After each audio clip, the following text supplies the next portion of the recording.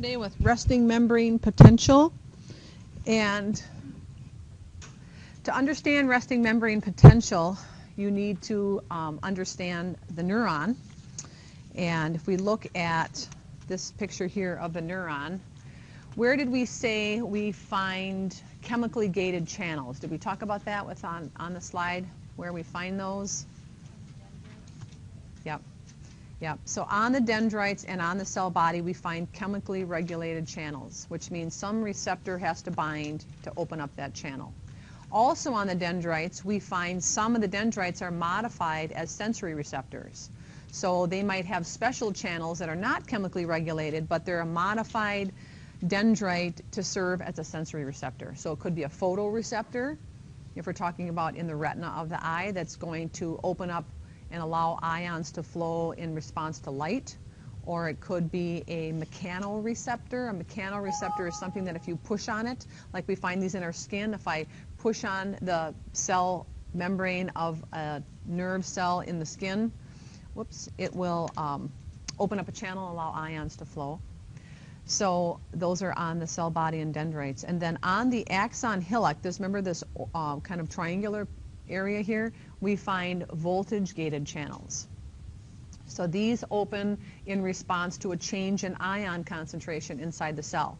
So if I have a special channel, a chemically regulated channel out here in the dendrites that opens up a channel for sodium, for example, and sodium flows into the cell, what is it going to do to the charge inside my cell? What is it going to be inside? More positive or more negative? More positive. So if I get enough sodium flowing into the cell because of some stimulus out here at the dendrites, all that positive charge is going to make its way to the axon hillock and trigger those voltage-gated channels to open. And then we see a lot of sodium flowing in. But to understand the flow of sodium, we need to understand all the ions and their concentrations on either side of the membrane. Of these compared, so for every one sodium channel, we'll find 30 potassium channels. So it's much more leaky to potassium than sodium. Then we have the protein anions inside the cell, and we have the sodium-potassium pump. Those three things contribute to resting membrane potential. And that'd be a great test question. Which of the following contribute to the resting membrane potential? Intracellular protein anions, the sodium-potassium pump, and the membrane being more leaky to potassium than sodium. Okay, so if we look at what's going on here inside the cell, out here on the dendrites, we have some stimulation going on to the dendrites. It could be a neurotransmitter binds to a chemically gated channel on the dendrites, or what else did we find on the dendrites, did we say, other than chemically gated? Sensory receptors. So I could stimulate a sensory receptor, which would cause ions to flow. So if I let a little bit of sodium, typically it's sodium, but not always, but in most cases we're just going to stick with the simple scenarios. Let's say it's sodium. Sodium responds, or sodium channels open. And we see, which way does sodium want to flow again?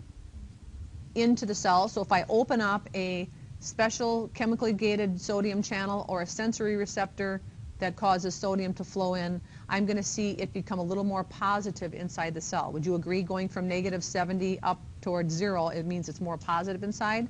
So we call this a depolarization because it's less polarized. We're getting it more positive inside the cell, so it's a depolarization anytime we see an upward deflection in my graph. So this is a depolarization. It's becoming more positive inside the cell as sodium flows in.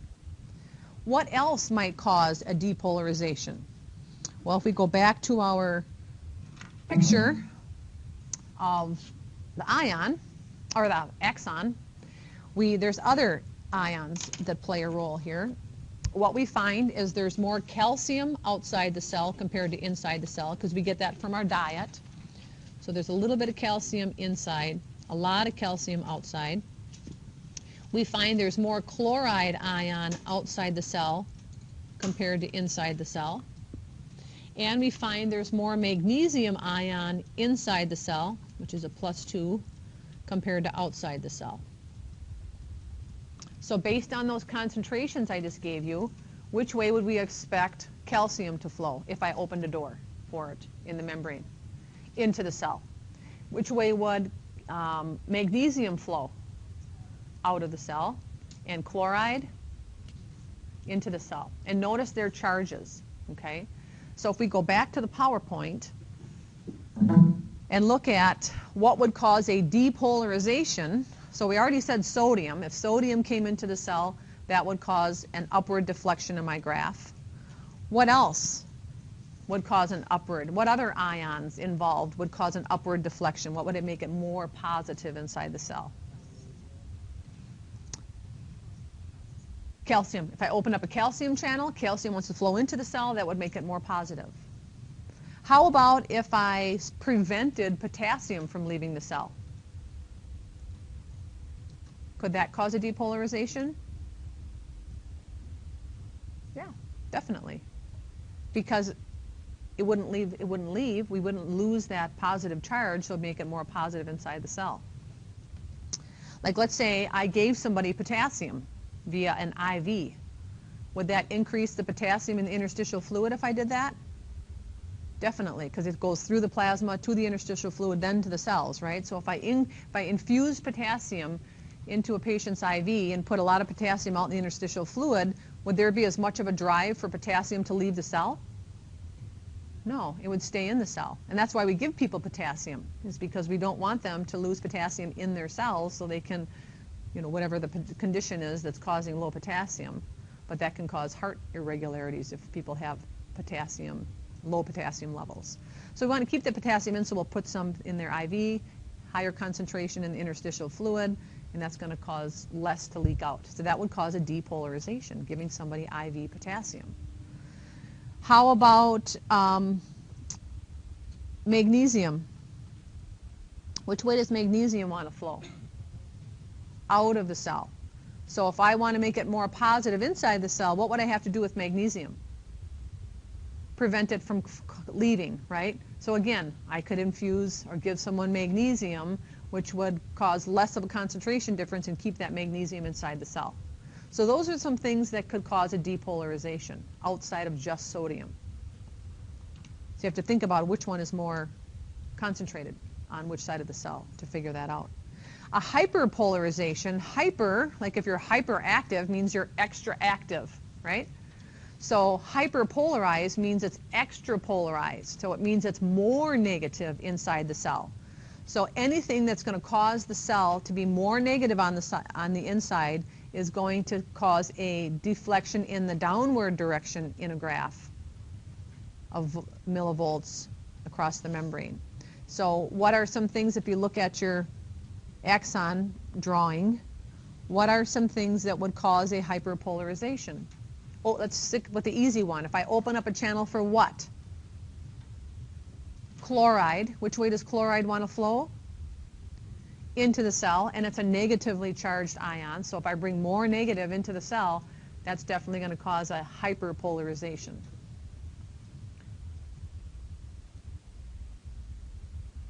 What else?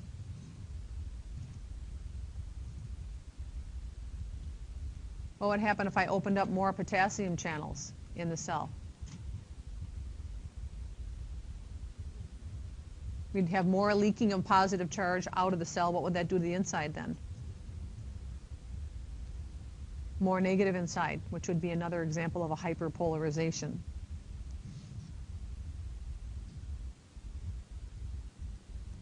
So those are examples of things that could put us in the other direction, getting away from -70. So typically what we see, there's some exceptions to this when we look at the special senses, but typically when something is hyperpolarized, when we bring a membrane and make it further from zero, make it more negative, that's usually going to inhibit that neuron from sending an impulse to the next neuron. So most hyperpolarizations are inhibitory. Most depolarizations are excitatory, which means it's going to excite the neuron. It's going to bring it closer to that point where we can cause an action potential, which is a stimulus that can travel a long distance. And we'll talk about that in a little bit. So most depolarizations are excitatory. Most hyperpolarizations are inhibitory. So if we look at what happens when I depolarize a membrane, so if I stimulate, say, this part of the dendrite, which causes some channels to open, allows, for example, sodium to flow in, that positive flow is going to be attracted to the negative ions next to it, because negative and positive attract, and it's going to go in both directions. So this is a special type of potential called a graded potential, where we let a little bit of positive charge in with some stimulus, and it spreads in both directions inside the membrane.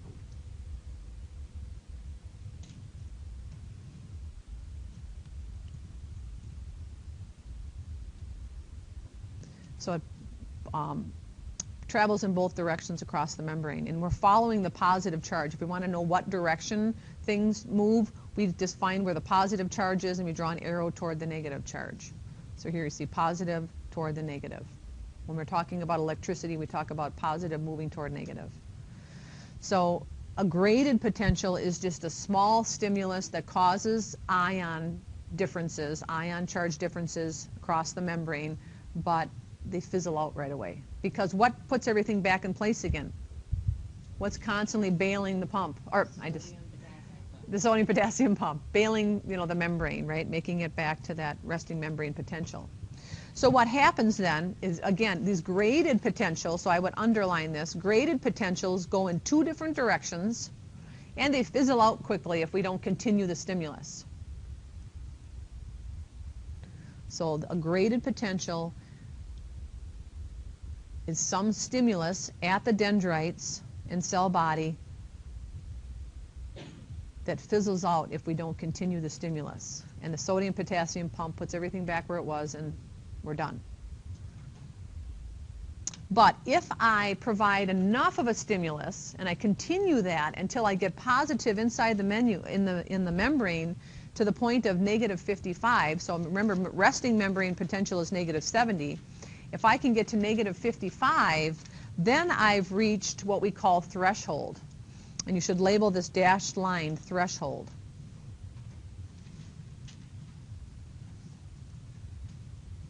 So if I get to -55, now I have enough ions, positive ions inside that cell to trigger my voltage-gated sodium channels. Take a look at your diagram that you filled out and look at what you put as a value for the voltage-gated sodium channels. What value do those open at? -55, which is threshold. So we see a concentration of these voltage-gated channels at the axon hillock, which is what we call the trigger zone for this special type of electrical impulse called an action potential. So we need graded potentials to get from -70 to -55. So we need to stimulate the dendrites in the cell body from -70 to -55. But once I reach -55, the voltage-gated channels at the axon hillock all open, and the entire axon is stimulated, all the voltage-gated channels open, and we see a mass influx of what ion? Did we say -55? Is sodium. So we see a major influx of sodium. And if I see a major influx of sodium, that makes it really positive inside the cell. Wouldn't that make sense? We would see a big deflection here if we're measuring charge difference across the membrane if we see a lot of positive sodium come in? Definitely. So number 2 here on this graph is called a depolarization, as sodium is flowing into the cell. So not only know the name on the graph of what's going on, depolarization, but also what ion is flowing, sodium, into the cell. Number 1, what do we call number 1 at -70? Resting membrane potential. And then once we reach threshold, we see this huge increase in positive value inside the cell. And that's a depolarization, as sodium comes rushing in. So up to here, what's bringing it from resting membrane to -55? Are graded potentials, just small little increases in ion concentration due to stimulating a sensory receptor or some chemically gated channel. So there's some chemical binding to a chemically gated channel on the dendrites or cell body, bringing a little bit of flow in. But once you reach -55, now we've stimulated those voltage-gated channels to open. They all come flying open. And I equate it to like a horse race. So the horses are all ready to go, right? Now the gun goes off, the gates flip open, and I don't know how many how many paths there are in a horse race. On the track, how many horses race at a time? Does anybody know? Oh, you're the horse lady in the class. 12. Okay, so 12. So once that gate flips open and they're gone, can we say, wait a minute, false start, everybody come back? No. Those horses go around the track, right, until it's done. And that's how these voltage-gated channels, once they hit negative 55, sodium channels all flip open on the axon terminal and axon, and that impulse travels down the membrane.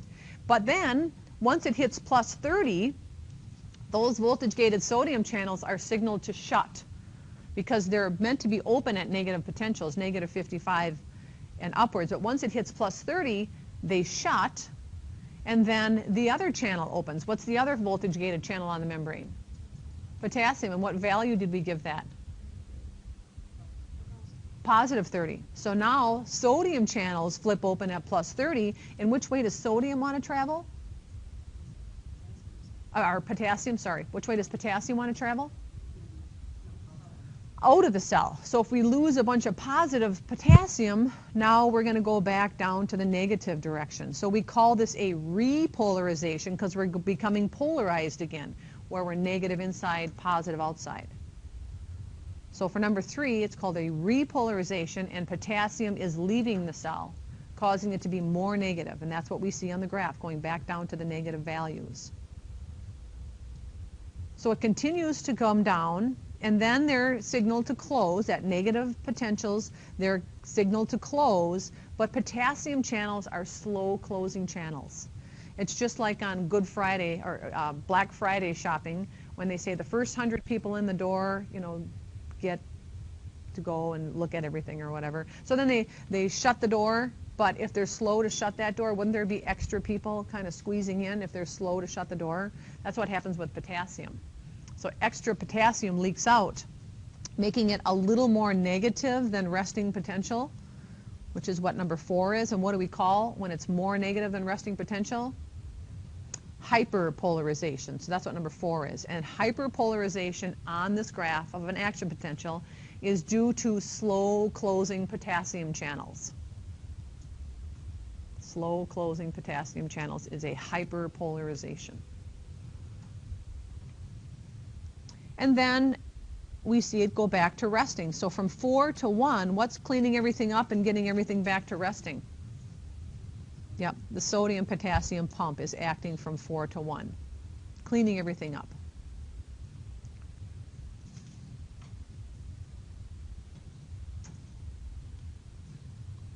So if we go to our graph here,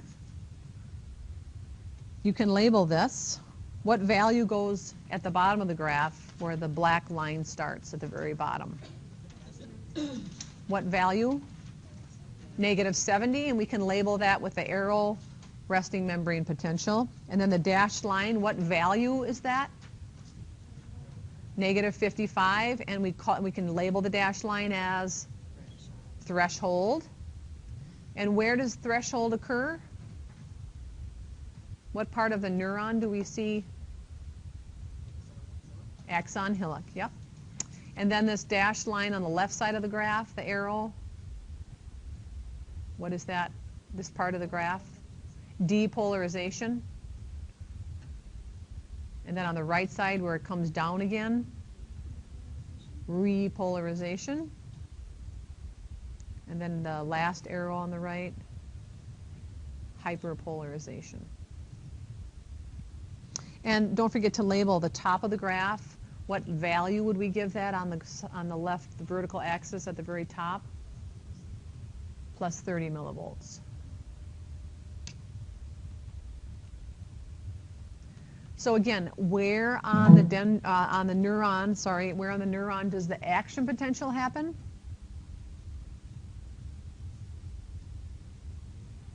Axon hillock and the axon and axon terminals. Yep. And that's how we have rapid transmission of this impulse. But we have to reach negative 55. So this slide is just showing you the different channels. The yellow is sodium, the green is potassium.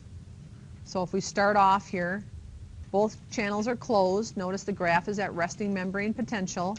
Then the sodium channel is triggered to open. This is a voltage-gated sodium channel, and we see this rapid depolarization. Then the sodium channel closes, potassium channel opens, and we see this rapid repolarization. And then as potassium leaks in a little further, it's slow to close, we see a hyperpolarization. And as that closes, the sodium-potassium pump will bring it back to normal again. So it's all about ion flow that causes this graph difference. So if we look at threshold here, this is negative 55, so you can label this negative 55 out here, and again, it's threshold. What the bottom graph here is showing is stimulus strength. So let's say we're talking about light shining into the eye. So if I have really, really dim, well, that's a bad example because let's talk about sound instead, because we have rods and cones which respond differently to different amounts of light. Let's say we're talking about sound, or even better yet, touch on the skin. Let's say we press on the skin very lightly, enough to open up a few channels on the dendrites and cell body, but not enough to reach threshold. Right, here's threshold. If I look up at the action potential graph, did I get an action potential here? Nope, because my stimulus did not reach threshold. So I had some graded potentials, but I didn't reach threshold, so there's no action potential, there's no transmission of that impulse down the axon. Here, I reached threshold. Did I get some action potentials? Yeah, how many action potentials did I get? 4 as a result of this stimulus, this level. So this is a threshold stimulus. This is a sub-threshold stimulus. And this is a supra-threshold, so it's way above threshold. So what did I get by pressing harder on the skin? More what? More action potentials. Are my action potentials any taller? No, because once I reach plus 30, all the sodium channels shut. I can't get any more positive inside. It's got to go back down again for a new one to start. So when we talk about pain, for example, we have just more action potentials in those nociceptors sending pain signals to the brain. When I have no pain, I have less action potentials. So what does that mean to us in a clinical setting? If a patient has no pain, does that mean there's no damage? If a person is healing, say, from a knee injury, and they don't have any pain, does that mean there's no damage? No, it just means that the damage and the pain receptors are being stimulated, but not enough to reach threshold to send it to the brain and say, ouch, that hurts. So we really need to be careful that when we do feel pain, that means we have some damage going on, and we have to figure out where that damage is. And if we have less pain, there's less signals being sent, but there's still damage. And if we have no pain, it doesn't mean instantly, the day you wake up with no pain, you're instantly better. It means there's still healing that's occurring, and there might be some signals being sent, but it's just not reaching your brain yet. And also, if we get to pain to this level, we have this many action potentials, when we're trying to give a medication to reduce pain, we don't want to get to this point, because I call it the pain train. You want to stay ahead of the pain train. Once that train goes, it's hard to knock back and give people the medications they need to get that under control. So it's really important when a person comes out of surgery and they're on heavy-duty pain medications during surgery, that's going to wear off within about 12 hours. You want to make sure you're prepared to give them something right away and not make them wait for a heavy-duty pain medication. Or if they're in a severe pain situation, you don't say, here, I'll give you some Tylenol and see if we can knock that back a little bit. When they're rating a pain of 8, Tylenol is not going to cut it. They've got that many action potentials. You're trying to reduce their, and we'll talk about pain medication a little bit, but that's more of a nursing thing. But you really need to tackle that pain hard and thoroughly. So that's where you have those heavier pains that are usually by IV push. That's what you give people only in the first 24 hours. Now, if it's been 5 days since surgery and they were asking for, can I have some Dilaudid? That's a little rough for 5 days later. Then you start to switch to something a little lower, like an oxycodone or something. But it's very reasonable in the first day or two after surgery to use those stronger pain medications. So Stronger stimulus, more action potentials. Never increasing the magnitude. We're not getting taller action potentials, wider action potentials. No, we're getting more action potentials. So increasing the stimulus will cause increased frequency of action potentials, and that's definitely going to be a question on your test. So the question now is an action potential like a graded potential that it can travel in two different directions? So if I apply a stimulus here and I fire off enough to get to threshold, I get enough graded potentials depolarizing that membrane to reach -55, and I get this action potential firing. It's like a horse race. Once the gates open, I can't bring those horses back. So I'm going to continue upward to +30. Then the gates shut. The potassium channels open, and it's going to become more negative. Can I get the potassium channels to all shut in the middle of this process? No. So because they all open and they all shut, it's not a one at a time kind of thing. They all open up the voltage gated, they all shut voltage gated. So this green period of the graph is called the absolute refractory period, which means I absolutely cannot have another action potential during this time. Which is, if you look at the time frame on the y-axis, it's less than one, or it's just a little bit over, I should say, than 1 millisecond. So it's a very short period of time, but I can't get a wider graph here. It's going to always be just a little bit over a 1 millisecond. And then, once we are done with that, and we're back down to -55, could I get sodium channels to open again if we're at -55? If I stimulate it again? I could. Once I'm back down here in this region, I could. How about down here? I would have to stimulate the membrane, get enough graded potentials at the dendrites to bring it up to -55, and then I could get another action potential. So it would take a greater stimulus out here in this relative refractory period where we're below resting. This period here is the relative. It would take a greater stimulus because I have some potassium channels open here, making it negative inside. So if I want to get back up to -55, I would need to open up more channels out in the dendrites and cell body. So I would require a greater stimulus in the relative refractory period. So absolute refractory period means absolutely no action potential again until this one is done. This one means the relative refractory period in the dark blue. Again, I could get one, but it would take a stronger stimulus to do that.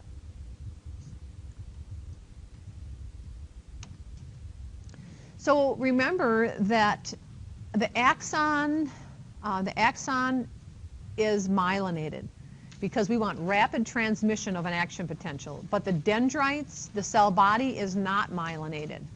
So the stimulus, as I apply it, starts to fizzle out as it gets away from the point of stimulus. It fizzles away. But on the axon, because I've got voltage-gated channels throughout the axon, that will continue down the membrane, but at a slower pace because it's got to go for every millimeter along that axon. So it will continue on, but at a slower pace. But if I have a myelinated axon, it goes a lot faster because the voltage-gated channels are clustered on the bare spots on the axon. Because the axon, the entire neuron has a plasma membrane, but the axon has these Schwann cells that secrete this fatty myelin. And can ions flow through a fatty substance? Ions are water soluble, so they're not going to be able to get through this myelin-coated area of the axon. So it's only going to be clustered at these voltage-gated areas between the myelin. And what do we call these areas between the myelin? Right, nodes of Ranvier. That's from General A and P. So at the nodes of Ranvier is where we see a cluster of voltage-gated channels. And that's another important concept you should be writing down in your notes. Nodes of Ranvier. You spell it R-A-N-V-I-E-R.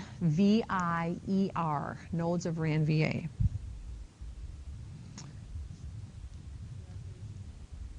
That's where we see the voltage-gated channels. And action potentials can be rapidly transmitted along that. So only the axon is myelinated. So rapid transmission. And it's just like if you were going to go somewhere in a hurry. Let's say you're going to go up the steps in a hurry. You're at home, you live in a 2-story house, maybe you're in the basement, and you hear a crash in the kitchen, and you run upstairs. If you wanted to get up there really fast, would you skip a few stairs if you could? Yeah, and that's the same concept here. If we can skip along the membrane, we call that saltatory conduction. When we can jump from node to node to node, that is a rapid transmission. So when you're talking about reflexes, that we need a rapid response, we're going to see that impulse traveling along myelinated axons. An unmyelinated axon in letter B is where we would see maybe gland secretion, smooth muscle contraction. We don't want rapid transmit of food through the large intestine. So instantly a person feels the urge to have a bowel movement and it's time to go. Usually that's a slower process. Unmyelinated axons. Secreting a hormone to promote digestion in the stomach, for example. We would not want to see stimulation of like responding to stretch receptors at the end of a meal. We would not want to see rapid transmission of that impulse, so we have a lot of hormone secretion. We want gradual responses for some of these, you know, smooth muscle type of responses in the body. So the information then, that action potential traveling down the axon goes to the axon terminal, and it's going to stimulate different parts of another cell depending on the process. So where we have axon terminals going to the cell body, another name for the cell body is the soma. So this connection here is called an axosomatic synapse. And a synapse is just where one neuron ends and the other one begins. There's a little space between them, which we call the synapse. So axosomatic. Yep, axosomatic. And what would you guess this one is called? Axodendritic. Yeah, axodendritic, because it's going from the axon terminal to the dendrites. And here, this one would be called axonal, because it's going right to the axon of another neuron. Axonal for this one, because it's going from this axon terminal to the axon hillock of another axon. So a synapse is the point of communication from one neuron to another neuron. And there's a space between them, and that space is called a synapse. So you've looked at this in the muscular system. Back in general A and P, what was called the neuromuscular junction. Remember that? But this is not a muscle cell here. This is another neuron. So same concept, same processes going on, except for this is a chemical synapse, which means the space between them is involving some chemical binding to a, what type of channel would this be here? Ligand-gated channel, because it requires a chemical to bind to it to open that channel. So chemically regulated is another name for ligand-gated. So several different processes are required to get this neuron, this axon terminal, this is the axon terminal here, to release its contents into the synapse and stimulate the next neuron. So first thing that happens, number one, is an action potential has to arrive at the axon terminal. So we already talked how the axon potential is developed. Then when that action potential arrives, it stimulates, at number two, voltage-gated calcium channels open up in the axon terminal. So we know that calcium is in higher concentration outside the cell compared to inside, so that's why we see arrows for calcium going into the cell here. So number two is voltage-gated calcium channels open up. And that increase in calcium inside the cell stimulates these vesicles that contain these little green circles, which is acetylcholine. And we abbreviate acetylcholine as capital A, little ch. So the green, that very important neurotransmitter that we're going to talk about a lot in this system, the nervous system, is acetylcholine.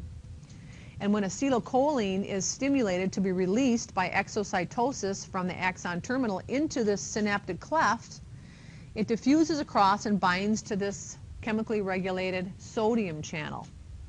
So as a result, where do we find sodium? More outside the cell, right? In the interstitial fluid. This is all interstitial fluid here. So the sodium is going to flow into the cell. So the green here is acetylcholine. The sodium ions are not shown in this diagram, but you could draw one and have it go into the cell. So if I have sodium flowing into the cell, what happens inside this cell here? More positive, depolarization. If I get enough, it's an action potential. And now I've stimulated this neuron to carry the impulse along to the next neuron. And that's how we get transmission from the fingertips all the way to the brain, is through these chemical synapses between our neurons. So this neuron we call the presynaptic neuron because it's before the synapse. So this is the presynaptic neuron. This is the postsynaptic neuron. It's on the other side. So let's review the steps. Number one, what did we say number one stood for? Action potential travels down the axon terminal. And number two, yep, voltage-gated calcium channels open and calcium flows in. Number three, what does that cause? Yep, acetylcholine is released into the synaptic cleft. And number four, binding of acetylcholine opens up chemically regulated sodium channels. So binding of acetylcholine opens up chemically regulated sodium channels, and the postsynaptic neuron depolarizes.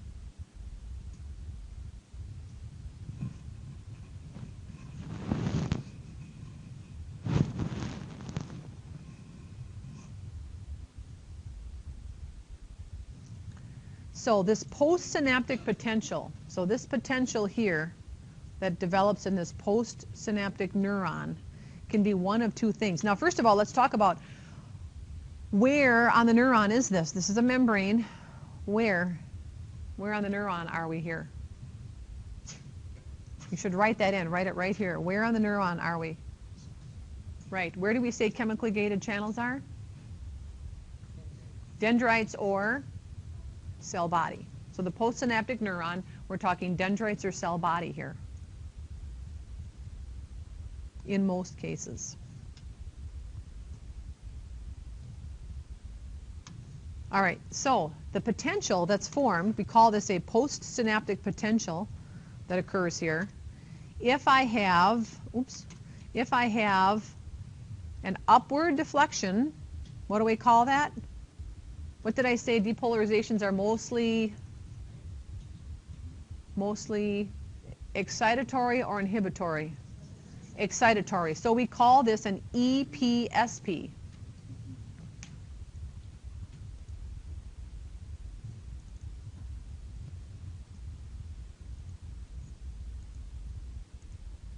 So EPSP, excitatory postsynaptic potential.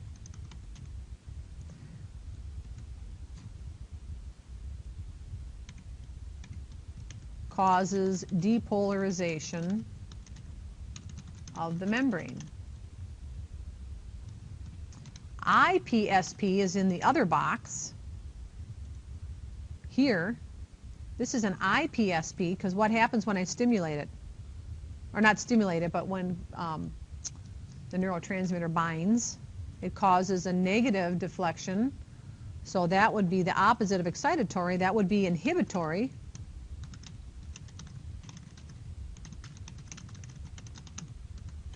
And that causes hyperpolarization of the membrane. So to determine if I'm going to reach threshold, did this one reach threshold?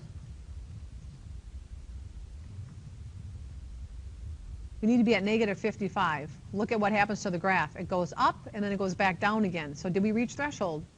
So what type of potential are these? So there's something for your outline. Types of graded potentials. So if I want an action potential, I need what? Yep, I need enough EPSPs to reach threshold, which is negative 55 millivolts for an action potential in the postsynaptic neuron. So these are additive. So if I have a lot of IPSPs forming, I'm going further from threshold, and I'm not going to reach that action potential. So these are graded potentials. So these types of potentials here are happening on what part of the neuron? Cell body and dendrites, yep. And if I get enough of these adding up, enough of the EPSPs to reach negative 55, now I've got an action potential in that postsynaptic neuron. So here's what we can see if I've got, it's called neural integration, so I've got information coming in. Yes? The which one? Oh, the Word document? Sure.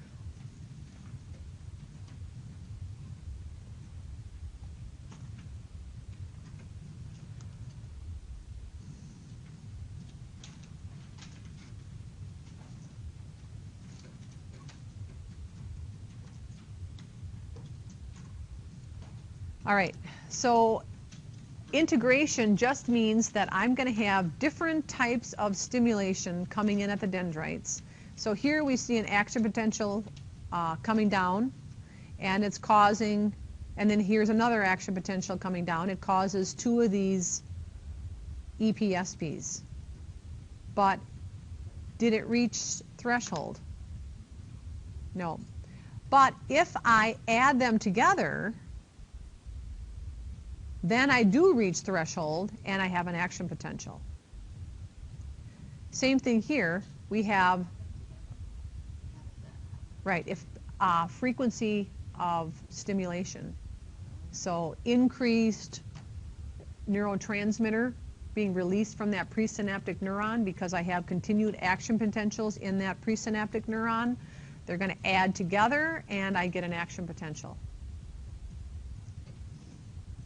Here we have two different neurons bringing in an action potential each.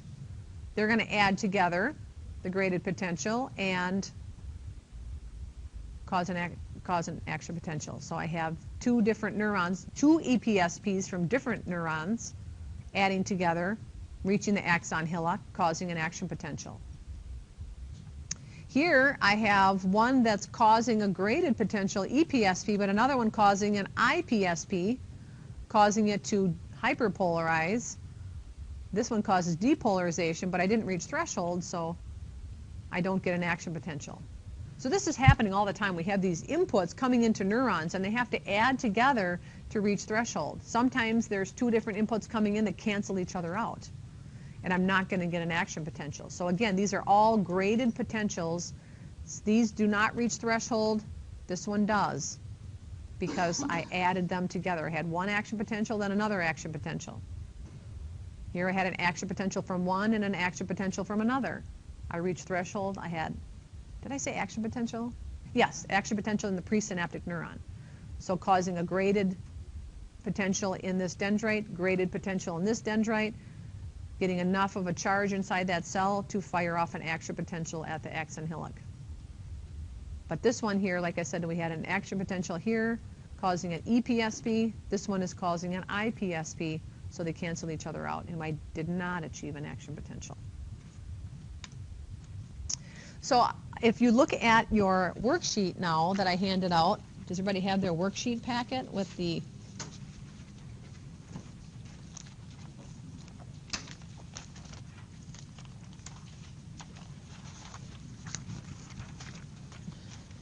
number 5, 6, and 7? You should be able to do that now.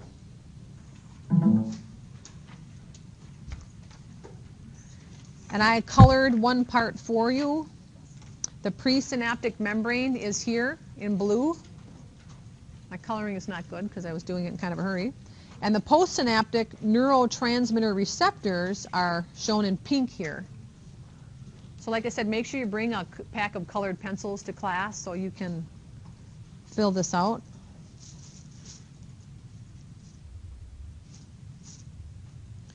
But the axon terminal is this whole structure here, right?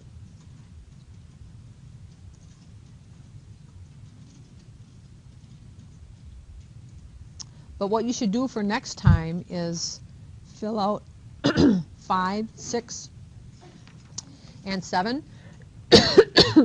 We have enough information now to complete those parts. And we'll pick up next time with the central nervous system. So do work on that. It's not a graded thing, just for practice, but if you do it independently, you can check your understanding when we come to class and see if you got it right or not. Because I'll have you pair up and compare with another student. So don't come to class with it blank, because then when you compare with another student, that other student doesn't benefit from your thinking, and you don't benefit. Yes?